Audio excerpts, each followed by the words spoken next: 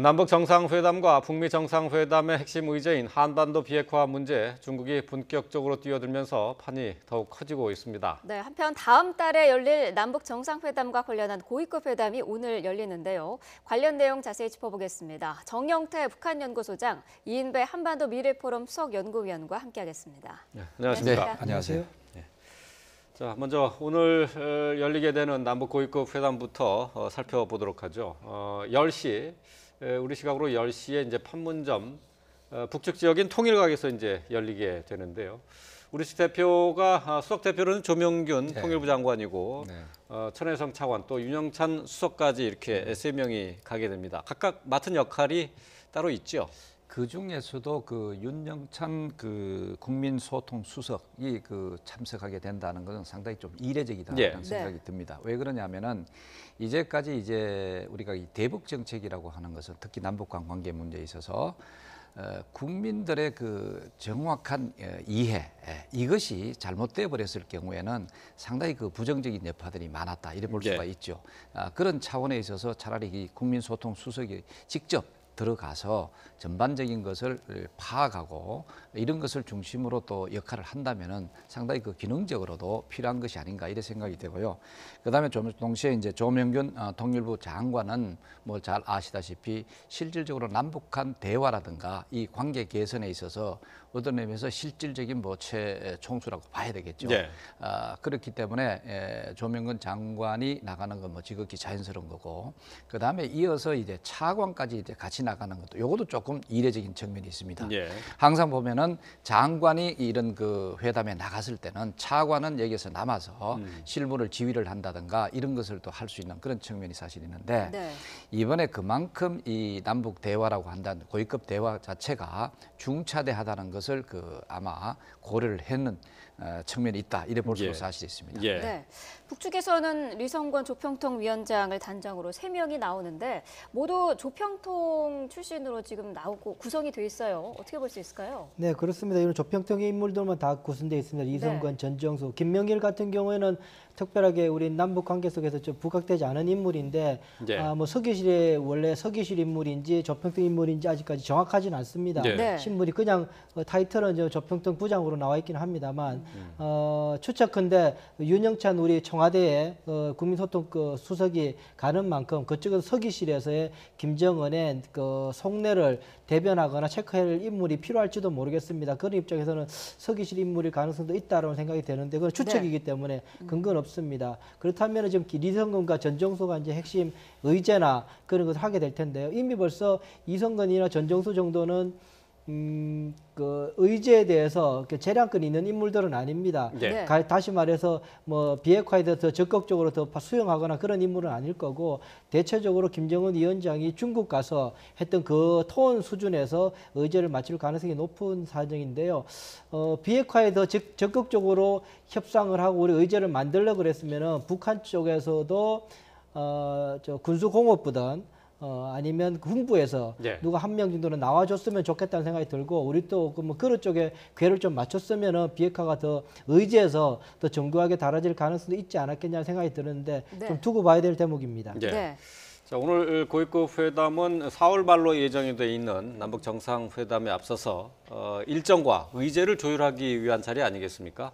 예, 그렇죠. 지금 보면은 그 4월 말로 예정되어 있는 남북 정상회담 자체에서 정확하게 또 날짜가 아직까지 정해져 있지 않았고, 그 다음에 이제 남북 정상회담에서 좀 중요한 것은 이제 의제가 사실 설정이 돼야 되는데, 그러나 이제까지 남북 정상회담을 할 때 사전에 의제 설정 같은 것은 굉장히 그 북측 쪽 측면에서 상당히 그 꺼려왔다 이래 볼 수가 있습니다.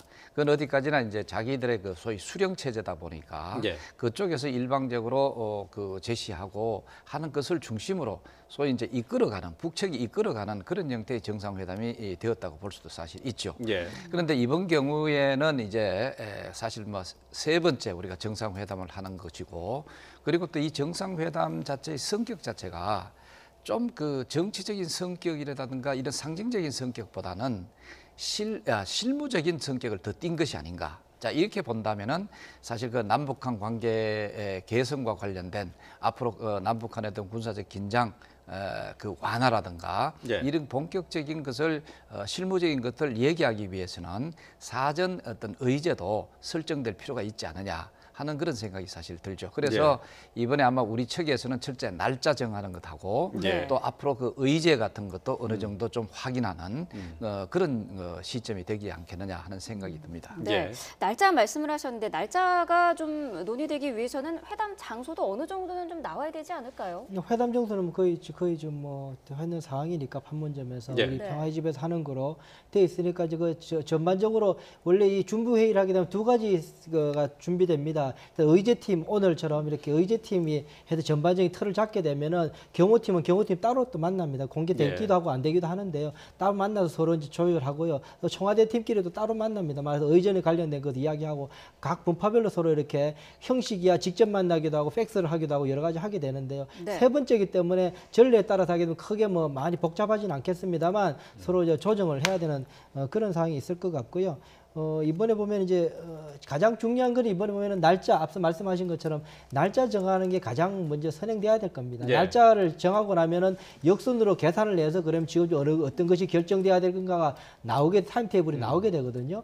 그러니까 이제 날짜 정하는 것이 오늘 이제 가장 중요한 임무가 되지 않겠나 생각이 들고요. 네. 의제 같은 경우에는 서로가 보따리를 내놓는 정도의 탐색적인 서로 이야기일 가능성이 높다는 생각이 듭니다. 우리가 제안해서 이런 것들 이제 이야기했으면 좋겠다는 이야기 하게 될 거고요. 북한 쪽에서는 이런 것을 이야기했으면 좋겠다 정도까지 이야기하게 될 거. 수차례 더 만나게 될 겁니다. 뭐 또 이번에 또 판문점에서 서로 만나게 되기 때문에요. 예. 거리도 뭐 가깝고 하기 때문에 몇 번 더 만나면서 최종적으로 확정될 가능성이 높습니다. 예. 네. 조명근 장관이 남북회담 사무국을 출발하면서 한 얘기가 이제 비핵화 의제에 대한 얘기를 기자들이 물어봤을 때 이제 거기에 대한 논의는 당연히 할 것이다라고 얘기를 했는데요.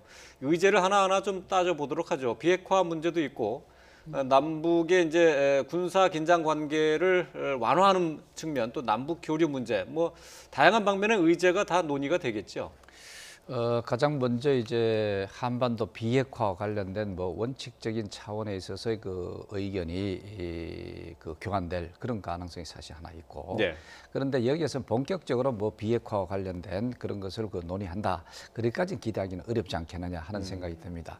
그러나 이제 우리 정부가 그래도 가장 그래도 그 관심을 쏟고 있고 또 초점을 두고 있는 것이 남북한의 그 군사적 긴장을 완화하며 한반도에 어떤 식으로 평화를 정착시켜 나갈 것인가 하는 데 초점이 가 있기 때문에 이번 정상회담에 있어서도 그것이 가장 핵심이 되지 않겠느냐 하는 생각이 사실 들고 비핵화보다는 이제 그게 더 이게 심판 이제 과제가 될 비핵화 것이다. 자체도 그 사실 남북한의 그 군사적 긴장 이 자체의 그 아이템이 되니까 이게 포괄적인 형태에서 이제 군사 안보적인 문제 이것이 이제 논의된다고 봐야 되겠죠. 그다음에 이어서 이것을 이제 나름대로 포괄적으로 남북한 관계를 포괄적으로 발전시켜 나가는 데 있어서는 역시 그 교류와 협력 문제가 되겠죠. 교류와 협력에 있어서 우선적으로 뭐 민간 차원에서 비정치 경제적인 차원에서 좀 활성화를 시킨다든가. 그 다음에 이제 따라 이어서 앞으로 그 비핵화 문제가 어느 정도 성공적으로 진행돼 나감에 따라서 경제적 교류라든가 이 지원 문제도 발전되어 나가지 않겠느냐. 뭐 이것도 중심으로 해서도 또 논의될 그런 가능성이 있죠. 그러니까 전반적으로 이제 방금 얘기하신데 좀 실무적인 것들이 우선적으로 논의된다. 그게 실무적인 뭐냐? 앞으로 절차적인 문제죠. 자, 앞으로 그럼 만약에 그 신변 보호 문제라든가 그다음에 또 그 이동 경로라든가 그런 것을 위해서는 바로 이제 고위급 회담 이어서 실무 회담을 어떻게 해 나갈 것인가. 그래서 어떻게 매끄럽게 정상회담을 그 개최해 나가도록 할 것인가 하는데 초점이 갈 거다 생각됩니다. 네, 이 한반도 비핵화 문제와 관련해서 김정은 위원장이 그 중국을 방문한 자리에서 북중 정상회담에서 단계적인 비핵화를 언급하지 않았습니까? 이거는 어떤 의미로 받아들일 수 있을까요? 좀 걱정되는 부분이 있는 거죠. 지금까지 이제 중국을 뭐 어제 뭐 전문가들 많이 이야기가 나온 부분이 있지만 어쨌든 예. 북한으로서는 미국의 입장이 변화되지 않고 오히려 강경한 태도가 지금 유지되는 그런 상황 속에서 보험이 필요하다는 것이 전문가들의 입장이었고 저도 동의하는 바고 그런 속에서 이제 중국이 끼어들고 중국과 서로 맞는 부분들 이제 단계적 그러니까 미국과 한국이 단계적으로 평화적인 어떤 조치들을 해내게 되면 거기에 따라서 비핵화가 긍정적으로 이루어질 수 있을 것이다. 이게 이제 김정은 위원장의 시진핑 그 주석을 만나서 한 이야기였지 않습니까? 네. 그 이야기는 사전 전제 조건으로 김정은 위원장은 전제 조건을 제시하고 있는 거죠. 한국과 미국이 어떤 부분에 북한에 대한 어떤 긍정적인 우호적인 태도를 보일 경우 예. 거기에 맞추어서 우리의 어떤 구두적이든 어떤 진전 사항이 있을 수 있다라고 이야기한 것이기 때문에요. 조금 더 어려워지는 부분이 있습니다. 거기다가 그것도 이제 단기적 조치라고 이야기까지 해버리고 나니까 네. 이 단기적 조치는 지금까지 육자회담을 통해서 거의 10년 전 동안 해왔던 조치들이거든요. 네. 그래서 미국도 그렇고 우리 한국 정부도 그렇고 이게 이제 한 달 전만 해도 입구롱 출구롱 그런 말이 있었지 않습니까? 예. 협상에 나서게 되면 출구로 빠져나오게 되면 해결될 거다. 그것이 우리로서는 신화처럼 그렇게 계속 이야기했던 것이 불과 한 달 만에 요즘 완전히 사라진 담론이 돼버렸습니다. 예전에 그래서 일괄 타결 형식을 이야기한 것도 미국과 한국이 도저히 그런 단계적 조치 자체로는 지금까지 국제사회가 너무 거기에 대한 우려도 많고 회의가 많다. 그러니 어쨌든 처음 출발할 때 일괄 타결 형식으로 정치적 의지를 보이고 협상을 하고 그 이후에 거기에 대한 실천적 조치를 내오겠다라는 것이 이제 미국과 한국의 입장인데요. 네. 오히려 거기에 대해서 북한은 예전 조치를 다시금 꺼내들은 상황이라서요. 예. 배가 서로 안 맞는 부분이 있어서 조금 우려되는 부분이 있습니다. 이번에 조율이 돼야 되겠죠. 예. 네. 말씀이 나왔으니까 이제 북중 정상회담 문제와 관련한 얘기들을 좀 짚어보도록 하겠습니다. 이제 비핵화 문제 언급이 돼서 좀 논의를 좀 더 이어가 보면은 글쎄 이제 북한에서는 단계적인 구체적인 행동을 통한 비핵화를 얘기를 했는데 말이죠. 이것은 지금 미국이나 우리 정부가 생각하고 있는 비핵화하고는 조금 결이 좀 다르지 않나요? 조금 다른 게 많이 다르죠. 예. 지금 그 미국 트럼프 정부도 그렇고 또 우리 정부도 소위 그 일괄 타결론을 주장을 했습니다. 소위 예. 그 탑다운 방식으로 해서 모든 것을 동시에 이 해결하는 그런 형태가 되죠. 그래서 다른 말로 표현하면은 또 리비아식 방식이 될 수가 있죠. 먼저 선 핵 포기를 하고 그 다음에 여기에 대해서 보상을 하는 그런 원칙을 사실 견지하고 있다면은 북한 경우는 이번에 저 얘기해 주신 것과 마찬가지로 사실은 그 단계적이다. 단계적이라고 하는 것은 여러 그 형태 자체를 과정 자체를 잘게 쪼개 가지고 그 잘게 쪼개진 그 상황에서 먼저 행동을 하고 동시 행동을 하자 이런 얘기 나옵니다. 예. 그러면 일정한 부분에 북한이 약간 양보를 하고 거기에 대한 보상을 하고 또 일정한 부분에 양보를 하고 거기에 대한 보상을 하고 이게 이제 지난번에 육자회담 속에서 뭐 9.19 합의 내용이라든가 예. 2.13 합의 내용이라든가 이런 것들이 해놓고는 그 다음에 바로 뭘 했느냐 다른 핑계를 대면서 동시에 핵실험을 한다든가 장거리 미사일 시험 발사를 한다든가 이런 식으로 이제 계속 이제 자기들의 궁극적인 그 핵 개발하는 방향으로 나가버렸다는 것이죠. 예, 예. 네. 그것 자체를 오히려 그 이런 환경을 우호적인 환경을 만들어 나가는 하나의 수단으로 사용했다는 그런 맹점이 사실 있습니다. 예. 그렇기 때문에 여기에 상당히 우리가 착안을 해서 상당히 그 앞으로 남북 대화라든가 아니면은 미북 대화에 있어서 기존에 우리가 추구해왔던 형태로 이 비핵화 프로세스를 밟아 나가야 한다 이렇게 생각이 됩니다. 예. 네. 그러니까 김정은 위원장이 이제 중국에 가서 한 얘기, 단계적인 또 그리고 동시 조치 이 얘기는 결국은 지금이 여태까지 그 북한이 비핵화 협상에서 견지해왔던 자세를 그대로 고수한다는 얘기가 되는 거죠. 그대로 고수한다고 하는데 그런데 오히려 9.19 때라든가 2.13 때라든가 하면은 오히려 더 어려워져 버렸습니다. 이 자체가 단계를 하는데 그런데 오히려 더 고자세 속에서 우호적인 상황 속에서 했다. 왜 그러냐면 그 당시로는 이제 1차 핵실험이라든가 2차 핵실험 뭔가 이게 핵 개발 과정 속에서 사실 있었다. 예. 이렇게 되거든요. 그럴 때도 그 당시에도 어려웠는데 이제는 북한이 잘 아시다시피 6차 핵실험까지 해가지고 수소탄까지 개발했다는 정도로 또 핵탄두를 완전 완성했다는 그런 상황이 돼버렸고 그 다음에 또 이것을 나르는 운반 수단, 장거리 운반 수단까지 ICBM 수단까지 올려놓고 있는 상황에서 예. 앞으로 단계적인 어떤 조치를 통해서 북한의 비핵화로 나간다 하는 것은 굉장히 보다 더 많은 시간이 요구가 되고 오히려 실패할 확률은 훨씬 더 많다. 그렇기 때문에 북한은 오랫동안 만약에 이게 단계적인 어떤 협상 쪽으로 가게 된다면은 오랫동안 핵국가로서의 지위를 누리면서 오히려 더 발전시킬 수도 있겠죠. 은밀하게. 예. 누리면서 오히려 이 협상을 통해서 자기들이 필요로 하는 예를 들어서 대북 제재 완화라든가 오히려 완화에 대해 가지고 대북 경제적 지원 이런 것까지도 보상을 도출해낼 수 있는 그런 상황으로 가는 것을 우리가 가장 우려한다 이래 볼 수가 있죠. 예. 네. 이 비핵화 방법론에 대해서 서로 다른 생각을 하고 있다는 게 이번 북중 정상회담을 통해서 확인이 된 건데 우리 정부 측에서도 그러면 좀 새로운 로드맵이라든지 다른 어떤 접근법을 좀 모색을 해야 되지 않을까요? 우선 제 생각은 이렇습니다. 일단 단계적일 수밖에 없어요. 예. 일단 이게 뭐 그냥 한 번에 그냥 핵무기가 어디 뭐 동네 가게에 뭐 있는 것처럼 뭐 싹 빼서 할 수 있는 것이 아니기 때문에 네. 가장 중요한 이번에 제 바람은 가장 중요한 것은 북한의 신고와 핵무기 시설과 무기 물질에 대한 신고를 어떻게 할 것이냐에 대한 의지를 확인하고 거기에 대한 사찰, 검증이죠. 네. 검증을 어떤 식으로 할 것인가에 대해서만 서로가 합의가 이루어지면 한미 정상회담과 미북 정상회담이 이루어진다면 사실 검증 절차만 확실하게 끝나게 되면 그 다음에 해견 그거는 8분 동선이 넘어간다고 저는 보고 있기 때문에요. 그 존재만 확인되고 나면 그걸 어떻게 없앨 것인가는 사실은 오히려 훨씬 쉬워지거든요. 지금까지는 이 사찰, 이 검증 단계에서도 계속 무너졌었습니다. 지난번에 2007년에 있을 때도 신고를 했죠. 예. 하고 불능화 조치하겠다고 할 때 신고하면서 몇 박스에 이제 지금까지 핵 활동에 대해서 미국에다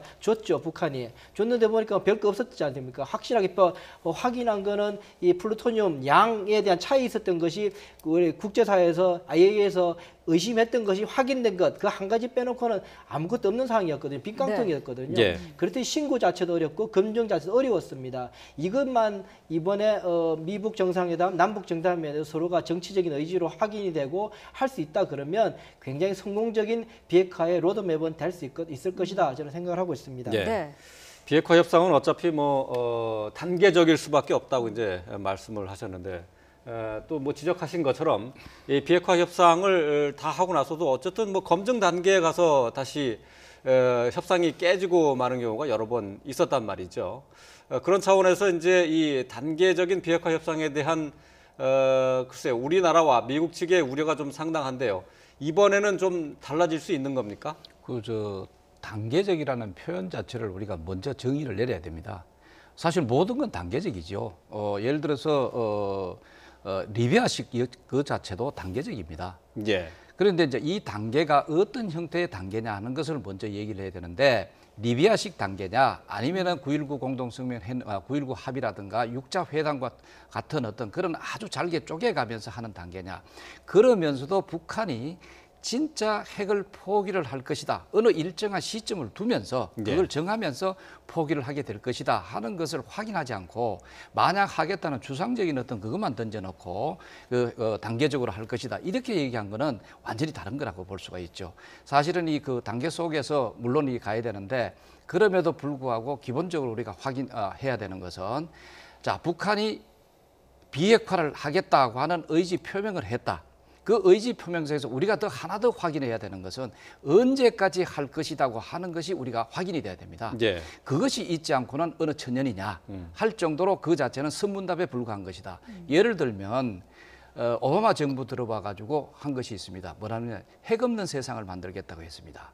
그것도 세계 비핵화입니다. 그 자체가. 예. 만약에 김정은의 그 한반도 비핵화라는 어떤 운명 자체가 그런 식으로 받아들여졌을 때는 이건 사실은 우리가 믿기 어려울 정도의 너무나 지난한 단계로 가게 된다. 예. 이것은 오히려 단계로 해결하기보다는 북한의 핵이라고 하는 소위 핵국가 지위를 인정해줘 버리는 어떤 그런 상황을 우리가 만들어져 버릴 수 있다는데 상당히 주의를 요한다. 이래 볼 수가 있죠. 그럼에도 불구하고 우리는 정부가 얘기하는 일괄 타결 방식으로 해서 앞으로 남북 정상회담이 기다리고 있고 그다음에 미북 정상회담이 기다리고 있고 이것을 통해서 사실 지속적인 압박과 제재라든가 이런 나름대로의 어떤 수단을 통해서 북한이 이런 것을 질질 끌고 나가는 것이 아니라 어느 정도의 진정성을 내놓을 수 있는 어떤 그 비핵화 그것을 끌고 나갈 수 끄집어낼 수 있는 그런 환경을 조성해 나갈 수도 있지 않겠느냐. 예. 또 그것을 위해서도 또 노력해야 된다. 이래 생각을 해야 되겠죠. 예. 네. 그래서 제가 정수영 말씀 조금만 첨언해 드리면 네. 100% 공감하는 바고, 그래서 저는 제안하는 것 중에 앞서 말씀드린 것처럼 사찰에 집중하라는 게 첫 번째 제 생각이고, 또 하나는 일몰제가 좀 적용돼야 된다. 사실은 북한 같은 경우에 임기가 제한이 없는 지도자와 임기가 정해져 있는 민주주의 지도자 간의 협상이거든요. 한국과 미국 같은. 그렇기 때문에 시간적 제약이 없을 경우에는 다시금 그 숲으로 돌아갈 수밖에 없습니다. 그렇기 때문에 일몰제 뭐 3년이든 그거는 기술적으로 더 따져봐야 되겠지만 3년이든 4년이든 일몰제를 두고 그때까지 남북 한미 간의 정상회담에서 약속들은 언제까지 지켜질 때 그것이 유효하다라고 하는 것처럼 일몰제 같은 적용 방식이 좀 되면 아마 이것이 효과적이고 온 세계 국제사회와 대한민국 국민들이 원하는 방식으로 갈 수 있지 않겠느냐라는 생각을 해보게 됩니다. 예. 네. 두 분이 모두 이제 협상 내용들이 어떻게 준수가 되는지 그걸 이제 봐가면서 보상도 해야 된다라는 식의 이제 말씀을 하신 것으로 그렇죠. 제가 좀 받아드리겠습니다만은, 근데 미국은 이제 말씀하신 것처럼 리비아식 모델을 지금 생각하고 있단 말이죠. 그러니까 이 리비아식 모델이라는 것은 핵을 완전 폐기한 다음에 그 다음에 이제 보상을 주겠다는 것인데, 북한과는 생각의 차이가 좀 크지 않습니까? 그건 상당히 크죠. 사실은 우리 북한이 핵 개발 과정을 이래 본다면은 북한은 지금 핵무력 완성을 했다고 선언한 상태입니다. 네. 그게 바로 뭐냐면 이걸 단지 국제적으로 핵 국가라는 걸 인정해주지 않을 뿐이지 실질상으로 사실 핵 국가로서의 어떤 그런 그 면모를 과시했다 이래 볼 수가 사실 있죠. 그 왜 그러냐면은 자기들은 이제 그 수소 폭탄까지 그 실험을 성공을 했고, 그 다음에 또 이 핵탄도 실험까지 성공을 했다면은 이거는 그냥 장착해서 운반선에 장착해서 미국도 공개 갈 수 있고 유럽도 공개 갈 수 있고 중국도 공개 갈 수 있는 이런 상황에 사실 와 있다는 것이죠. 자, 이런 상황에서 북한은 자기들이 갖고 있는 이런 핵무기 자체를 왜 너희들이 갖고 있는 것은 얘기하지 않고 우리 것만 지금 상대로 하느냐. 그러면 앞으로 북한은 이렇게 나가는 거죠. 바로 핵 군축 상대로 형태로 미국과 담판을 짓고 싶어 하는 것이 바로 북한의 기본적인 속셈이라고 볼 수가 있습니다. 예. 그러나 미국의 입장에 있어서는 너희들이 핵탄두를 만들고 ICBM을 만들고 하는 이거는 세계 불법적인 어떤 그런 차원에서 만들었으니까 이 자체를 완전히 폐기를 하겠다고 하는 것을 진정성 있게 뭔가 내놔라 예. 하는 것이 이게 바로 그 일괄적인 그런 방식이죠. 네. 근데 이제 그 북한이 얘기하는 비핵화가 또 그 설명을 다시 좀 해봐야 될 부분이 있을 것 같아요. 우리가 생각하는 비핵화는 북한에 있는 핵무기에 대한 동결 내지는 폐기를 얘기하지 않습니까? 근데 북한이 의미하는 비핵화는 또 조금 다르죠. 네, 북한은 전통적으로 이야기했던 건 한반도 비핵화라는 것은 이제 한반도 비핵지대화라고 이야기했던 부분인데요. 한반도 내에 있는 모든 핵무기, 북한이 이제 미국의 전략자산까지 포함하는 네. 핵무기의 출입이 통제되는 세상. 그야말로 프리존이 되는 거죠. 그걸 자체를 이제 이야기하게 되는데, 그게 핵심적인 것은 이제 미국의 전략자산의 배치뿐만 아니라 전략자산의 이제 출입 정도까지도 다 맞겠다라는 거 이제 북한이 기대하고 요구하고 있는 한반도 비핵화라고 보면 될 것 같고요. 반면에 우리 같은 경우는 뭐 잘 아시는 바처럼 북한 핵 폐기를 말하고 있는 것이죠. 네. 서로 좀 조금 차이가 있는데, 참고로 말씀드리면 육자회담에서는 계속 이야기 나온 건 그냥 한반도 비핵화라고 이야기했습니다. 그것이 예. 이제 국제사회에서 육자회담 내에서는 그것이 북한의 핵 포기를 이제 전제로 하고 있는 거라서요. 북한하고는 다르지만 국제사회 통용하는 또 용어는 또 한반도 비핵화라고 쓰기는 합니다. 아, 그런가요? 네. 예, 알겠습니다. 자, 오늘 고위급 회담에서 이제 남북 정상회담의 의제를 논의하기에 앞서서 북한과 중국과의 정상회담이 전격적으로 일단 이루어졌고요. 여기에서 김정은이 앞서서 저희가 언급한 그런 내용들, 우리와 미국이 생각하는 그런 그 북한의 비핵화와는 조금 결이 다른 그런 이야기를 했다는 점에서 어떻게 보면은 그 북한의 이번 중국 방문이 그 북미 정상회담을 하기에 앞서서 북한이 좀 보험을 들어놓은 것이다라는 평가를 하는 전문가들이 많더라고요. 어떻게 볼 수 있을까요? 그 보험 표현은 누가 얘기했는지 상당히 그 절묘한 표현을 했다. 이게 네. 사실 듭니다. 네. 지금 이제 미북 정상회담에 대해서 약속을 해놓고 그러면 이제 이 미북 정상회담은 옛날에는 기존에는 뭐냐면은 북한은 오히려 미북 정상회담과의 단판을 짓겠다 이런 얘기를 했습니다.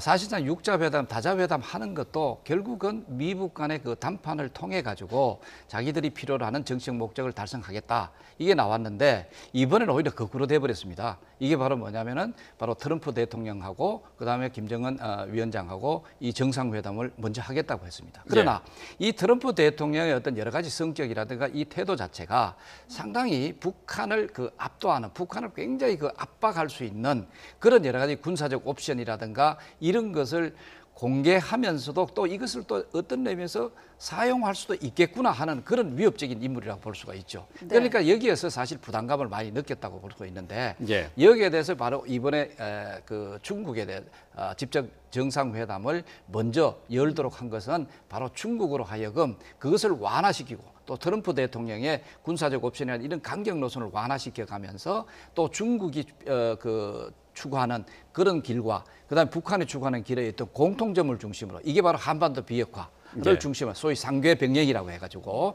소위 이제 한반도 비핵화와 그다음에 그 한반도의 어떤 미북 간의 평화 협정이라든가 평화 체제 이것이 동시에 돌아가도록 하는 것이 미국과 북한과 중국이 동시에 이제 그 합의하고 있는 것이니까 이걸 중심으로 트럼프에 대해서 어떤 의미에서 공동 공세를 할 수 있도록 그런 것을 마련했다. 이렇게 본다면은 뭐 상당한 보험을 마련했다. 이렇게 볼 수가 있죠.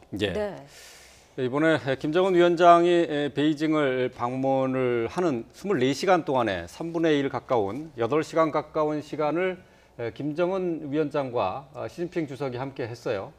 자, 이번에 북한과 그리고 중국의 정상회담을 통해서 과거의 혈맹 관계 수준을 다시 회복했다라는 평가에 대해서는 어떻게 생각하십니까? 시진핑 주석하고 김정은 위원장하고는 사실은 좀 이게 갈등 관계가 심했죠. 그 2012년에 등극하고 나서 김정은 위원장이 등극하고 나서 시진핑이 초청을 하려고 특사를 보냈죠. 보냈는데 그 이튿날 은하 3호, 화성 3호를 발사하게 됩니다. 그렇게 하면서부터 시진핑은 등극하고 나서 얼마 안 돼서 북한에 대한 그 영향력이 그 정도밖에 안 되냐는 국제사회 비아냥을 들을 정도로 시진핑은 체념을 구기기 시작한 것이 첫 스타트였습니다.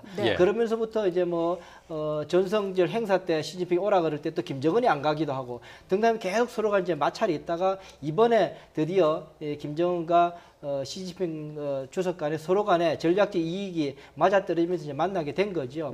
사실 이제 국제사회가 그렇게 맞는 것이고 제가 볼 때는 앞서 말씀하신 것처럼 과거 수준으로 이제 앞으로 이제 진행되겠죠. 이것이 북한이 어떻게 핵 문제를 어떻게 풀어 나가는가에 따라서 서로 조금 앞으로 어떻게 될지는 더 두고 봐야 되겠지만 우선 시진핑과 김정은 간에 이번에 처음으로 만나서 서로 간에 의기투합하는 모습을 보였기 때문에 서로 그 정도로 서로 간에 국제사회에 대해 전략적인 이익이 맞다고 보는 거죠. 중국으로서는 미국의 통상 압력이나 그것을 또 레버리지로 사용하기 위한 북한 카드를 이번에 마련할 수 있었고요. 아시다시피 600억 불, 우리로 따지면 한 70조 이상의 돈을 통상을 압력을 하겠다는 미국 트럼프의 압력이 몇 주 전에 지난주에 있었고요. 그런 상황에서 북한 카드는 중국으로서는 유용하게 쓸만한 카드가 될 수 있는 것이고요.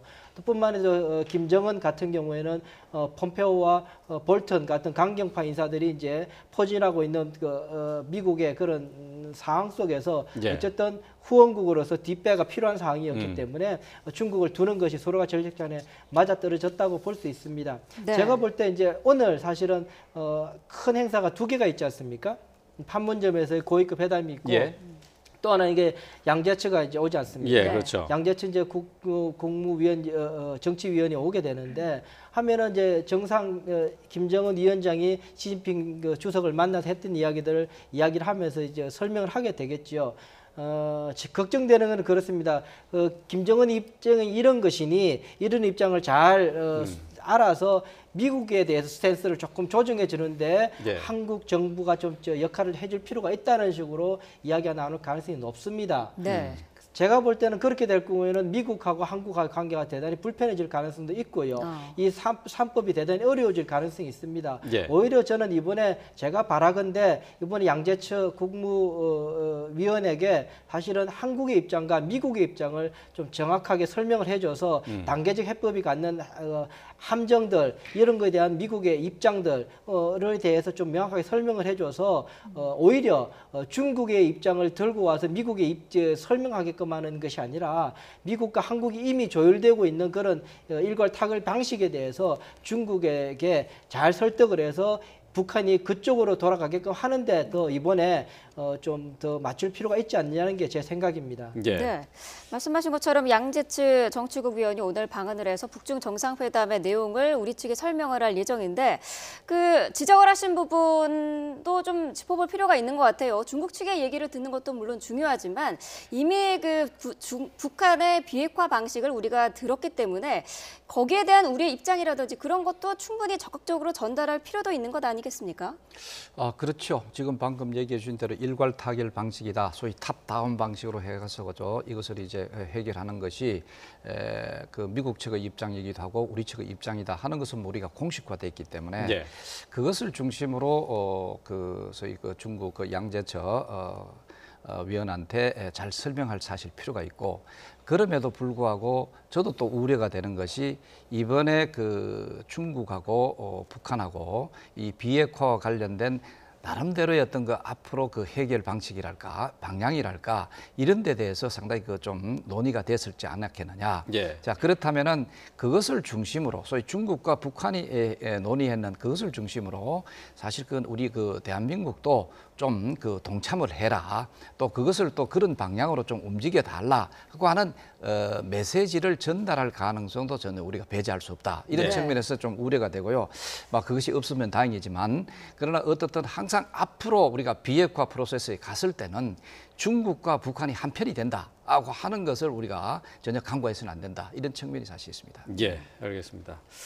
자, 양재츠 국무위원이 정치국 상무위원이죠. 상무위원 실인의 한 사람인데요. 양재츠 정치국 위원이 오늘 방한하는 내용까지 함께 짚어봤습니다. 정영태 북한연구소장, 이인배 한반도 미래포럼 수석 연구위원과 함께했습니다. 고맙습니다. 고맙습니다. 고맙습니다.